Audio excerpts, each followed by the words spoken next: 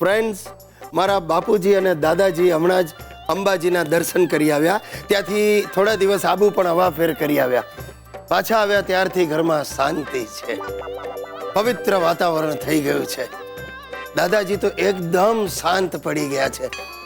મને તો એક જ આઈડિયા આવે છે કે દર વર્ષે આ બંને વડીલોને ક્યાંક જાત્રા પર મોકલી દેવા જોઈએ, એટલે આખું વર્ષ નિરાત.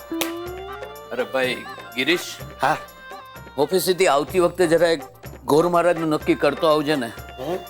જરા દાદાજીની ઈચ્છા છે કે ઘરમાં સત્યનારાયણની કથા કરાવી લઈએ. અચ્છા, હા, હા ઠીક છે, ચાલો કરાવી લઈએ. ક્યારે કરવી છે? બસ આવતા અઠવાડિયે કરાવી લઈએ. ભલે, હું કરું વ્યવસ્થા. મને લાગે છે ગિરીશ કે હવે તારા દાદાજી જાજુ નહીં ખેંચે. રોજ મને કહ્યા કરે છે કે આ દિવાળી હવે મારાથી જોવાશે નહીં. બસ ભગવાન મને આમ જ સારો સમો ઉપાડી લે તો સારું. હાસ તો ભગવાન ઉપાડી લે તો આપણને શું વાંધો હોય? શું બોલ્યો? ના એટલે ભગવાન પાસે આપણી મરજી ક્યાંથી ચાલવાની?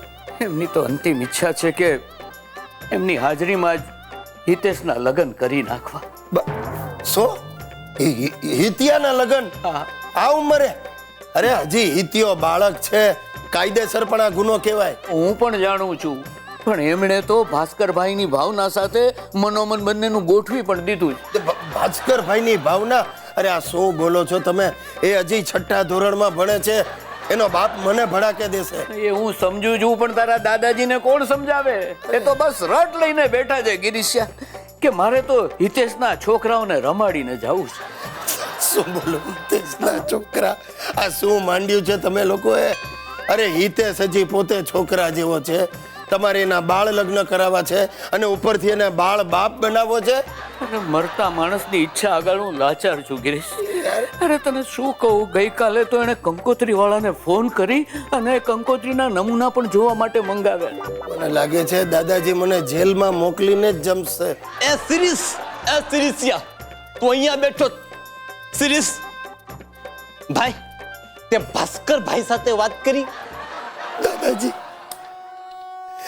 તમારી ગાય છું ગાય, આ વાત બંધ કર. જોગીરિયા, તું ગાય બંધ કે બકરી, પણ એકવાર મારા હિતિયાને ઘોડે ચડાવી દે એટલે બસ. જુઓ બાપુજી, તમે સમજો, બાળ લગ્ન એ ગુનો કહેવાય.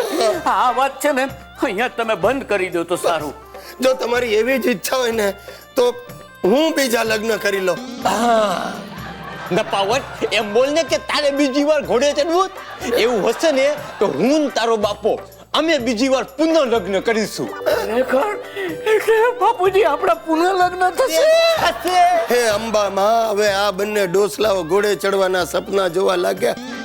ભલે જોતા હિતિયો તો બચ્યો. દોસ્તો, મને થાય છે કે હું ગિરીશમાંથી ગિરિજા બની જાઉં. તમને એમ થતું હશે કે મને આવું શું કામ થાય છે? સમજાવ. અમારો જે બોસ છે ને, જાડાવાલા, જેન્ટ સ્ટાફ સાથે એટલી ઉદ્ધતાઈથી વાતો કરે છે અને લેડી સ્ટાફ સાથે એટલી જ આત્મીયતાથી વાતો કરે છે. અને એમાંય અમારી ઓફિસની પીઆરઓ મિસ પ્રીતિ મીરાણી માટે એને વિશેષ લાગણી છે. કારણ કે મિસ મીરાણી પબ્લિક રિલેશનને બદલે પ્રાઇવેટ રિલેશન વધારે સાચવે છે. પ્રીતિ મેડમને દર વર્ષે પગાર વધારો મળે અને હું પગાર વધારો માંગુ તો મને ગાળો મળે. Girish Kumar, yes sir. પ્રીતિ મેડમને મારી કેબિનમાં મોકલો. નહીં આવે સર. કેમ? નહીં, કારણ કે પ્રીતિ મેડમ આજે ઓફિસ જ નથી આવ્યા. કેમ? સર, ડિલિવરી માટે ગયા છે. વોટ? પ્રીતિની ડિલિવરી? Yes sir. તમને કેમ આઘાત લાગ્યો? અરે પણ પ્રીતિ તો હજી કુંવારી છે. ધેટ્સ રાઈટ સર, એ તો કુંવારી જ છે, પણ એની સિસ્ટરની ડિલિવરી માટે ગઈ છે. ઓફો, તો એમ સીધું બોલતા શું થાય છે તમને? Sorry sir. નોનસેન્સ. જુઓ, છેલ્લા 5 વર્ષના પરચેઝ વાઉચરની ફાઇલ આજે મને તૈયાર જોઈએ છે અને એને માટે આજે રાત્રે તમારે ઓફિસમાં બેસવું પડશે મોડે સુધી. તમે કહેતા હો તો ઓફિસમાં જ સુઈ જાઓ. મેં તમને અહીંયા સુવાનું નથી કહ્યું, રોકાવાનું કહ્યું છે. પણ સાહેબ, છેલ્લા 16 વર્ષથી તમે મને જ રોકાવાનું કહો છો. હેના 16 વર્ષ હેના, તમે અહીંયા માત્ર 10 વર્ષથી છો. તે કેમ? ઓવરટાઈમ નહીં કરવાનો? અરે સર, જાડાવાલા સાહેબ, તમે હંમેશા મને જ રાતના મોડે સુધી બેસાડી રાખો છો. રજાના દિવસે પણ તમે મને જ બોલાવો છો.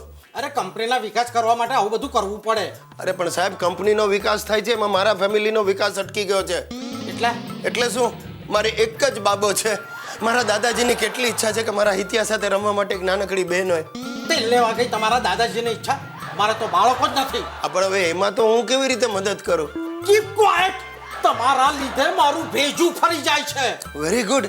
એનાથી સાબિત થાય છે કે તમને ભેજું છે. Shut up. તમે ચૂપ રહેવાનું શું લેશો? પગાર વધારો નહીં મળે. આવતા 5 વર્ષ સુધી તમને કોઈ પણ જાતનો પગાર વધારો નહીં મળે. વિચારી લો ઝાડાવાળા સાહેબ, વિચારી લો.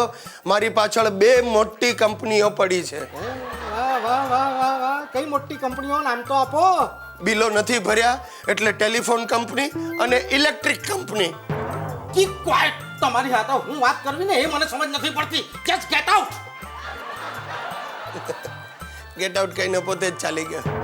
એ પ્રભુ, તું મને એટલી બુદ્ધિ આપ કે હું મારા બોસને સમજી શકું. મને એટલું ધૈર્ય આપ કે હું એને સહન કરી શકું. પણ એ મારા વાલા પ્રભુ, મને હિંમત કોઈ દિવસ નહીં આપતો. કારણ કે તું જો મને હિંમત આપીશ તો હું આ ઝાડાવાળાનું માથું ભાંગી નાખીશ.